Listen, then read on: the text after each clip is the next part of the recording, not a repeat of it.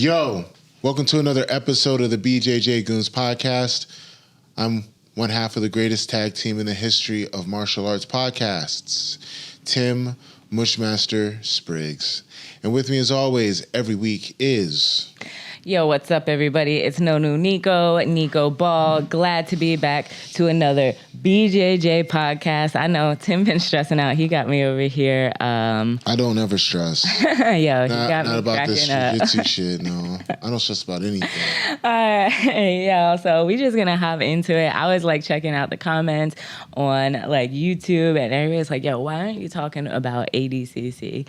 And first of all, it's because we record in advance. So like we bang out a couple of episodes at once. And second of all, it's because like ADCC, like a hot mess. Everybody's covering it. We all know what it is. And it's been interesting. Like I thought, like, Tim didn't watch ADCC, and I guess I didn't really watch a lot of it, but I was following like the highlights and mainly the drama that was taking place on Instagram. And apparently you missed all of that as well. What drama did I miss? Just everybody complaining about, and I guess I wouldn't say it was everybody. Like I heard most of it from Seth Daniels. So that's where I was getting like a lot of the BS, which was just weird because I found out about people complaining from him complaining, and he's supposed to be an organizer. Okay. As far as people complaining, it happens after every major tournament. Let me guess. Here's what, I don't know anything about this, but my hunch is this. People were mad because people got screwed in the matches. People were mad because shit didn't start on time. People were mad because the media only covered certain people. People were mad because people were being dicks online about it. Is that basically what I missed? Yeah, I guess it started off a little bit simpler than that. Like the first thing was the bracket release was super late. And I had like some friends there, so I asked like what was going on, and like even they were confused. And I was like, yo, what is Seth talking about? And he's like, I don't know. I was like, something about the brackets. He's like, oh yeah, those were really late. So the brackets came out really late. Apparently they had an announcer who was like some veteran in MMA or something, but she is English, so nobody could actually understand her.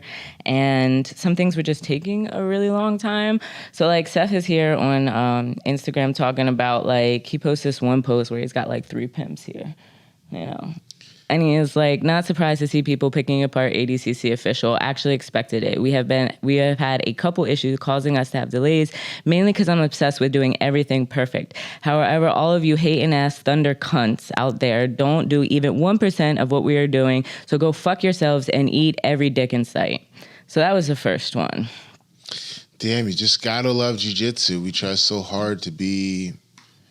I consider ourselves professional, but, you know, we got to deal with... And these are coming out on, like, the official results and schedule posts. Like, I'm not like... Oh, no, that one was like... No, that was on the pin post then. Day 2 schedule. Day 2 schedule. Everyone thinks ADC official has been behind the schedule, but it's on my time, not yours. This event was made for those who spent thousands coming to Vegas and bought tickets. We spent over $1 million on production. I'm getting every dollar out of it. Here's today's schedule, and if you want to bitch that it's too long, don't forget to call our customer service, 1-800-EAT-A-DICK, 11 a.m. Flow Grappling videos.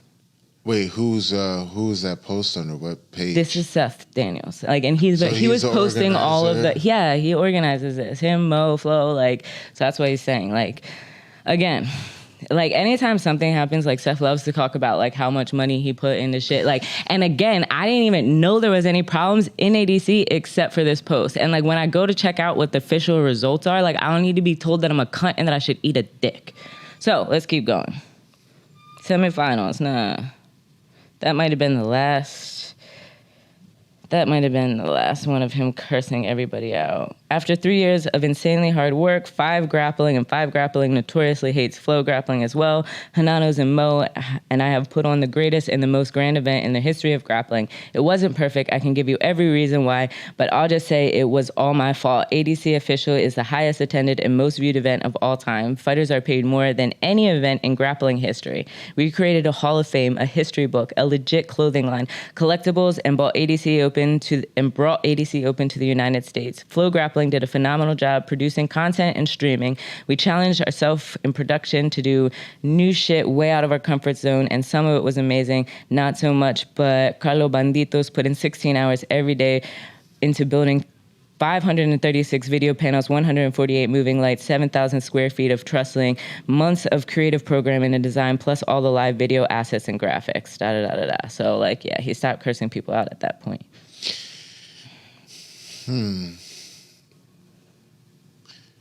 Oh, no, he made another address to all of the haters. Fall public service announcements. Everyone throwing shade and hating on ADC official. This is my last time I'm going to address anything negative regarding the event.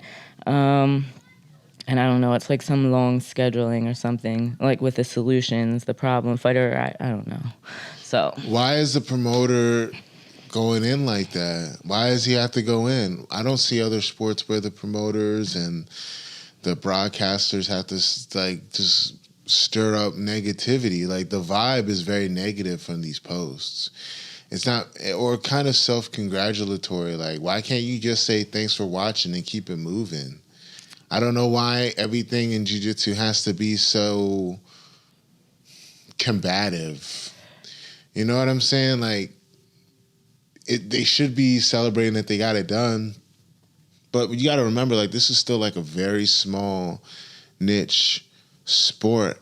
And like, if you want to be a crossover, you got to be 100% professional in everything you do. And it comes down from starting things on time, having clear and concise rules that are officiated consistently, and you can't have the promoter, you can't have the organizers intermingling with people and having relationships with athletes, and you sure as hell cannot have organizers. Wait, who's having a relationship with athletes? Not like relationship like sexual, but it's just... Oh, you never know. To me, it's just hard for me to compare submission wrestling to other sports because it's just not there yet. I know the attendance was pretty good. They got a new building. They spent a lot of money. But, you know, how much money did it make? Did this event give us any kind of crossover appeal in jiu-jitsu? In the mainstream combat sports, the minds of combat athletes across the world, did it do that? Because I think that should be the goal, besides just making money. If we're putting all this investment into the sport, did it really grow the sport at all? I mean, according to these posts, it's his investment and he can do whatever he wants. It's for him.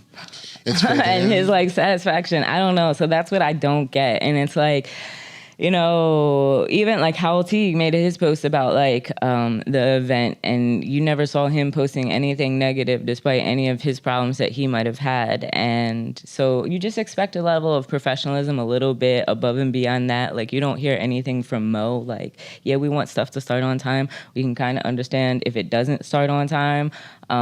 But it's like, I was telling, I don't know if it was you or somebody else, but like there's this other page that I follow on Instagram, and all they do is post about like their shootings and stuff in DC. And sometimes he be in his emotions. And it's called Kill Mo News Network, like Kill Mo News. Like, that's how like very street. DC. He made this post the other day saying, I truly apologize for allowing things to affect me in such a way where I had to broadcast it. I'm human. I'm growing as we all are. I'm back bringing the news for people. We are going to keep the ball rolling. Good day, people. Like, so this is a person that, like, you know, had like a Seth Daniels issue, and then he comes back and he realized, you know, that was unprofessional. That's not going to help me move forward. I'm sorry. I'm human, and we all recognize people are human. But yo, I don't need to be called a cunt and told to eat a dick. So yeah. Man, I think we give people way too much credit in general nowadays. I keep on hearing about this book, The Death of Expertise, and I don't really...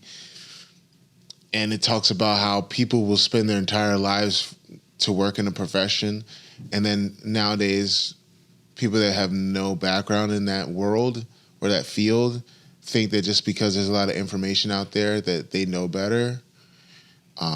There's a level of expertise in being a promoter, being an athlete, or even a sport. And what I noticed with what you said And from what I'm hearing about even like the calls in some of these matches and what I know about the business side, about who's organizing, who's promoting, who the media outlets are, there's a level that the martial art of submission grappling has to get to.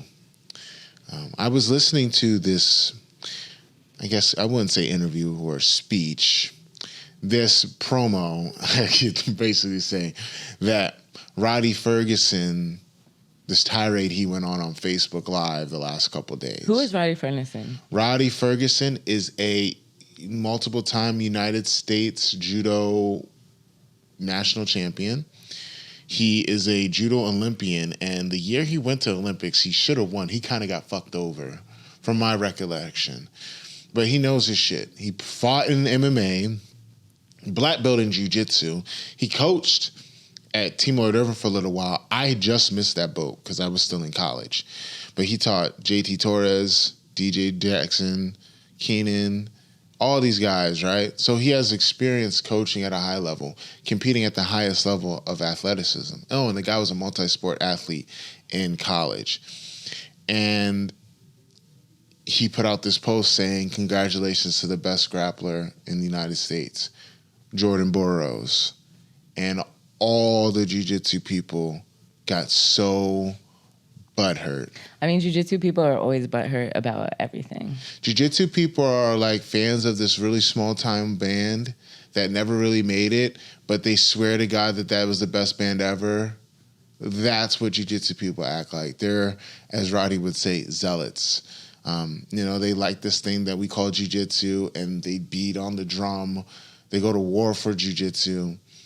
And they just tend to just be blinded or just think that they buy into the marketing that the Gracies did, that jiu-jitsu is everything that you need. It's the best martial art in the world. It's all you need. Like, they buy into it. And I bought into it for a very, very long time. But the point Roddy was trying to make was grappling encompasses more than just ADCC rules. I mean, nobody would ever say that grappling encompasses ADC rules, I don't think, because we were trying to look them up beforehand. And that's why I was like laughing when we started the episode, because it was like, fuck these rules are too long. All rule books tend to be wordy, but the problem is with the rules is that it is an event. ADCC is an event. It is. It is a specific event with a specific rule set of rules. The argument that Roddy's trying to make is that's only one subsection of grappling. There's judo, freestyle, Greco-Roman, folk style wrestling, sambo, gi jiu-jitsu, no-gi jiu-jitsu, submission wrestling. And the problem with what we call submission grappling is there's no unified rules. I mean, before you get even to unified rules, I think you would have to get into, like, what is the definition of grappling? Because, like, what do you define as grappling? I'm Googling it now because, like, I wouldn't consider judo to be grappling. Why not? Because grappling to me is something that happens more on the ground. You know what BJJ stands for? Brazilian Jiu-Jitsu. No, basically just judo, because in the canon of judo, there are leg locks and there are submissions. Masahiko Kimura submitted Elio Gracie with a Kimura lock. Well, what we call Kimura in Jiu-Jitsu was originally a judo technique. They call it double wrist lock in catch wrestling. Grappling. Yes. Grappling encompasses all that. It's basically grabbing someone and controlling them. And if we're going to compare that... Hold on. Okay, well, that's what I'm saying. That's the definition isn't important because you can't move on to rule sets unless you have a clear definition. That's the teacher in you. Exactly. Pedagogy. That's the teacher, the researcher. So grapple is like, if you look at like an actual Merriam-Webster's, is to seize with, whereas if to grapple, to grasp with the hands, to bind closely, to make a ship fast with grappling, wrestle. Oh, wow. Wow. What was that last word you said? Wrestle. Oh, wow. To bind closely. Wrestling is wrestling. I said judo is judo grappling. Let me get... Absolutely it's grappling. How is it not? I don't know. You have to grab someone, throw them, put them on the ground, and hold them there. Yep. Just because they changed the rules in judo, the art of judo is still the same. Fine. Okay. I'm not saying that again, I didn't, that was not a being conviction I was having. I was just saying that so it does say, judo and BJJ are both grappling arts, but judo is focused on throwing techniques with a little groundwork, while BJJ focused on groundwork with a little throwing and takedown techniques. But there are more differences. So yeah. Yeah. Okay. So if we're gonna do that as far as best grappler, and his argument is, look at the talent pool in jiu-jitsu, and look at the talent pool in freestyle wrestling, and even look at it judo. Doesn't compare. Does not compare. There's no way that I could train 2 times a week and become the best freestyle wrestler in the world. I trained 2 times a week and became and beat the best guys in the world. So the talent pool, the argument he was making is totally different. And I tend to agree. And, you know, if we're talking about competition level, yes, we're not there yet. As far as professionalism, we can compare jiu-jitsu to judo worlds. That place is sold out every single day. There's more people that do judo. Even if you go online and look at the production, different level. And I'm pretty sure when they go to the Olympics or when they have the Worlds, everything starts on time. And the Judo Federation, but these are also all international federations, so you got to think about that. Like when you think, but IBJJF has a different standard than like the problem with that we have with ADCC. So we're like going like just like when we were talking about organizing fighters, like this is a huge spectrum. So like when we're talking about who has the power, who has the money, and like which federation or things are we talking about? Because even before you were talking about like ADCC and how its rule set, but Master Donnie had posted before is like, you know, IBJJF Nogi Worlds is going to supersede ADCC. No, he wasn't. He had to ask him why. And actually, I asked him why. So let me actually look for the post. Because when we talk about like, okay, yeah, but like when we want to compare jiu-jitsu to like judo in Olympics, like I'm not trying to take up ADCC rule standards with it. No, I'd rather make that comparison more with like Nogi World. So again, first you got to define what it is. Dang, are my messages with him gone? They disappear? Did you? Or maybe it says, dang. It was a different page. It can't, because you know they connect that Facebook and their... Well, all I know is that my world title means a lot coming from IBJJF because the rules are standardized and they have points the whole match. They count points. Go ahead. What did he say? Master Donnie, he said, taking a deep breath, in parentheses. Because ADCC should have never been recognized as a world title in the first place. Its platform is based on invites, like Enter the Dragon or Bloodsport. Think about the original ADCC filled with MMA fighters, pure wrestlers, judokas, etc. They started doing trials, which helped legitimize it somewhat, but there are invites that can never win a true trial. No legitimate world champion in any sport is an invitation-based tournament or event. Most require earned placement by competing in that sport at that particular rule set. ADCC downplays the other grappling events and rules. However, almost all of their invites are based on the credentials those athletes achieved in other events. ADCC is what has always been a very cool and legit way for athletes from all over the world to fight each other based on their rule set. It is not, however, a true world championship. The IBJJF is, just as it is with the gi. Wow. Drop the mic, Master Donnie. Drop. Holy moly. Well, it makes me proud because I'm one of the few people that place in gi or no gi and black belt. And I agree because that has always been the standard. And it's an actual federation. Now, we can say that there's nepotism and cronyism when it comes to the officiating in IBJJF. Of course, it has its flaws.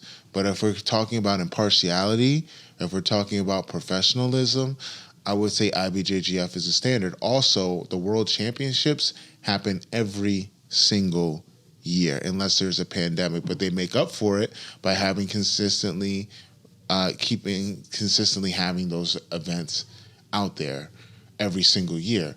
So I would agree with Master Donnie wholeheartedly. It's not sour grapes because I've competed in everything. You can't not agree with him. That was The cold hard logic facts. is clearly He sound. doesn't talk shit. Like, you respect everything for what it is. Because that was the other thing I was trying to explain to Tim is, like, there's a page, Victor Freitas Comunica, which is Marcio Andres, I think it's his brother-in-law. So he's been posting a lot of news and covering events. And he's been posting what Brazilians have been saying about ADCC, right?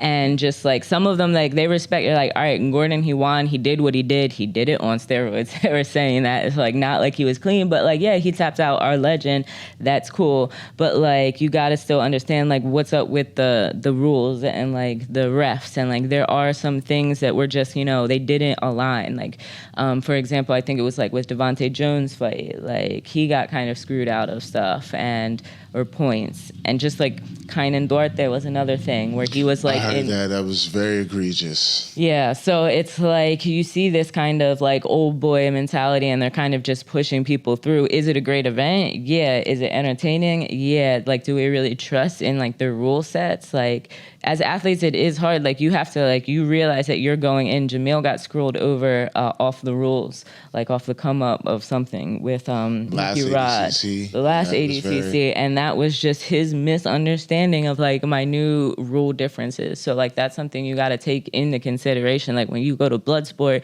you fight by Bloodsport's rules, but again, it's like an invitation only type thing. So it's very interesting to see like people are like really quick to like make these comparisons and things like that. But I look at ADCC as a spectacle less than I look at it as a sport. It's very clear to me that the B team, New Wave, their style of grappling is entirely focused on winning the ADCC. And that's their style. The vast majority of the elite competitors in jiu-jitsu that don't get the same shine, and I'll explain later why, they do both. Andre Galvao's, Felipe Pena's, let's just say Atos, Checkmat, Team Lloyd Irvin, Gracie Baja. Historically, all of these teams have done both. They go through the full spectrum of grappling. There are guys that do judo. They mix it all up. Guys like New Wave, guys like B Team, 10th Planet, their whole style is just a very small subsection of grappling. And their Super Bowl, their careers are circled around ADCC. And it just so happens that the media, the largest media, I guess, outlet in the sport that also has the largest streaming library that has all the shows, whether they're IBJJF World, Who's Next, ADCC, whatever the hell, they're buddy-buddy with them. They all live in the same area as them. There's fans of these guys. And then the promoter and the organizer, the money guys that love it, are fans of the B Team and New Wave. So all of that, then one hand washes the other. So we're trying to make, in their eyes, ADCC up to par with IBJJF. And, varying degrees of success. Who are we fanboys of? Who does that style? Who dedicates themselves for our event? Who's going to put us over? Who should we put over? Who are we trying to market to? These guys. So, of course, it's not going to be as impartial. It's not going to make as much sense. The brackets are not going to be set up to suit anyone else but those people. It's just the fact of life. And then brackets were a historic issue, if you don't know, and most people don't. Like, even at Worlds, which was IBJJF, like, black belts and coaches, they flew out to a bracket meeting. Like, you needed to be in that bracket meeting to fight, to have your fighter in a proper spot. So if, like, you weren't Brazilian or you couldn't go there and represent your fighters correctly, like, they were getting screwed over in the brackets. And you know what they started doing? A ranking system. Exactly. That's why they have this around a tour, so you build up points that you can get a ranking. Now, you get in that room, it might be a little bit different, but they realize the fault in their ways, and they're working towards it. From the last time I checked, it could be different, but that's the difference. That's the reason why I say IBJJF is the standard, and it will continue to be, because for right or for wrong, you don't see the head of IBJJF going in on a post. You just don't see that, because it is a spectacle, and it's a great spectacle. But my question always is, we're trying to build the sport, getting out of the basement if a parent that has children or just regular practitioners see this, are they going to want to go into that? Like, is this going to be a like, viable Mom, sport to put people in? You're talking about, Mom, I need to pay like $250 for Flow Grappling so I could watch ADCC. Here are the brackets. And then like your mom say, oh, like, so you're going to go eat a dick? No. And quiet as it's kept, gi is more popular in the grappling space than no gi. Yeah, it's definitely. No gi is the off season. It's definitely a quieter kept secret. Yes. All right, so let's end this on one more thing. Again, it's having to do with Gordon Ryan and something I saw on the Victor Freitas Comunica Instagram page. He translated a quote from Gordon from the Joe Rogan Experience into Portuguese. I'm going to translate it back. And it says, a lot of people in Brazil don't have the financial resources to be able to buy the technology. So that's going to make it harder for them to compete at the same level as the United States and Europe. They don't have access to technology, and it's going to be interesting to see in the next 10 years how that's going to affect the sport. And he said, what if you put all the nerds on one island and all the athletes on the other? I don't get that last part. But it's interesting because that sparked a conversation in the comments from Brazilians where that's a lot of... fucking xenophobic. What does he mean by that? The island part, I don't know. Before the island part, it made sense, you know. What technology? Technology, money, resources, protein. Like when I tell you, like when I lived in Brazil, in 2000, from 2013 to 2016, for 3 years, like I never bought a supplement in Brazil because they were too expensive. They all had to be brought to me from the United States. And like protein, because there wasn't a lot of like companies producing it in Brazil. So like other foreign companies got taxed. It was literally easier to do steroids. But, you know, even though everybody in Brazil is doing steroids, and now everybody says, you know, Americans have better steroids. So, like, if you can't afford a gym, like, if you come from a social project, Teddy came from a social project, like, Galvao, Cabrinha, all of those people used to train at, like, TT down in Sao Paulo. So, like, all of the top people, whether they're from the same gyms or not from the same gyms, like, there wasn't a lot. They train together, but they're not getting like nutritionists, you know, like Master Lloyd has this thing that my chiropractor has. It's like a plate that you stand on and it like vibrates up through your nerves. He bought one of them. That joint is in his garage for Sadiq because he saw them at the UFC Institute. That's what he means. And like there are Brazilians, the interesting thing is like there are Brazilians in the comments agreeing with them. And like, yeah, I know a kid like Mika, for example. Mika's in the US now. Why? Because what are you going to get in Manaus? And, like, how are you going to get it? Not only the technology, but, like, if you're not getting represented in English, like, you're not getting represented. Okay. All right. So I kind of get what he's saying. And I get what you're saying, too. But at the same token, man, let's look at the numbers. Saying they're not going to be able to compete. Somebody did put numbers in those comments. Look at the world champions in gi, no gi, all the major competitions. Either they're Brazilian or coached by Brazilians, the vast majority. Now, 10 years, that's hearsay. We don't know. But I will say this. Brazil still makes killers. Even if they travel here, they still count as Brazilian. Mm-hmm. So whether they're in the United States or not, that's another thing they said, they're being still trained by Brazilians. So like the Rotolo brothers that train with Galvao train with Say so Today. They might like, as well so. be Brazilian. That's like saying like, yeah, you know, this like that's like saying like, yeah, Eminem is the best rapper. And like it's white guys taking over. Like, well, okay, who's his producer? Who helps him write? Who's on all the tracks with him? Like, we got to be careful about saying certain shit like that because, yeah, you could say they don't have, but they still are the source. They still actively compete. They still dominate the sport. How many European teams are there? How many American teams are competing on that level? So I call red flag on that. Yeah, and like there's different, like it goes back and forth. There's a lot in the comments, and again, it's all in Portuguese. It's like, so some of them say like, yeah, I don't believe it. Like one of the differences is like, you know, Gordon's focus on no-gi and like American, their focus and their strength in wrestling compared to like Brazilians focus more in a gi. But it's the rules too. Rules as well. It's the rule set. It's all about rule set, man, because there's the only, like IBJJF has a set rule set that makes sense. That's another frustrating part, even talking about the sport. Dude, there's so many fucking events that have different fucking rules. Who you can't even say who's the best grappler, because then you're gonna be like, well, all he does is this style of grappling. Who can win a gi world title and a no gi world title? Who can win that and the ADCC? Who can win an EBI style event? It is just so like it's all conjecture.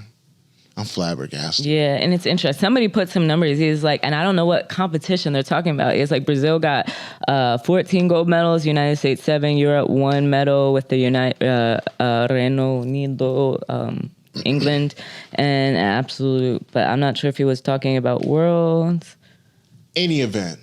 Or maybe he was talking about ADCC. Actual ADCC. Yeah, maybe. Yeah. Maybe if it's actual ADCC and they won the medal count. But it's interesting. The one interesting thing that we did see through all this drama was like, one of the youngest champions, Cade Ruotolo. Yeah. So that was kind of really dope because again, like, and what frustrates me with everything that Steph has done, like, I definitely respect like the fight to win grind and everything they've done, and like you can't discredit their work, but like all of his bitching took away from like the actual jiu-jitsu. Like I wasn't able to appreciate like those things, like Fionn medal, Gabby Garcia got taken out, like yeah, so that all got dimmed down by being called a cunt eating cocksucker, whatever.